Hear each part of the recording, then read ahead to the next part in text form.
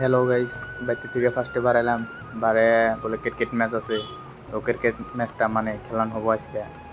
তো রাস্তার থেকে আমাদের তো 5 মিনিট লাগে ক্রিকেট ফিল্ড পাইতে। তারপরে দিই রাস্তা দিয়ে আবার দিই অ্যাম্বুলেন্স খাড়া করে দিয়েছে একটা, মানে অতি চলায় গাড়িটা। তারপরে ওরা ননর বাড়ি পাইলাম, মানে দোকান। ননর দোকানের সামনে এই টাইম মানুষ থাকে, তা আজকে দিয়ে বন্ধ। আর ননর দোকানের সামনে মানে কারিজমা বাইকটা মানে থাকতোই, মানে কারিজমা বাইকটা মানে কোনোদিন ঠিকও করে না, কেউ চলায়ও না, কিছু করে না, মানে এটা নষ্ট বাইকটা মানে। তারপরে মানে ননুর দোকানের সুবিধা আর একটা মানে রাস্তা আছে, ওই রাস্তাতে মানে আমরা ফিল্ডে যাই। তো ফিল্ডে ফাইনালি ফিল্ডে গেলাম, যাই দেখি যে ফিল্ডে বুড়ো শুরু রয়েছে মানুষ, মানে প্লেয়ারগুলো দেখতেছি না। মানে আজকে মানে টিমের কথা আছে, মানে তারা ফোন করছিল।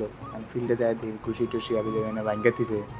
তারপরে ফাইনালি পিচ্ছে গেলাম, পিচ্ছে যাই দেখি পানি নাই, মানে তারপরে গাছ চালা গেছে। মানে রমজান মাসগুলো তো, রমজান মাসে তো খেলাধুলা হয়ই নাই, পুরো একটা মাস পিচ্ছে একদম গাছ টাছ চালাই গেছে গা।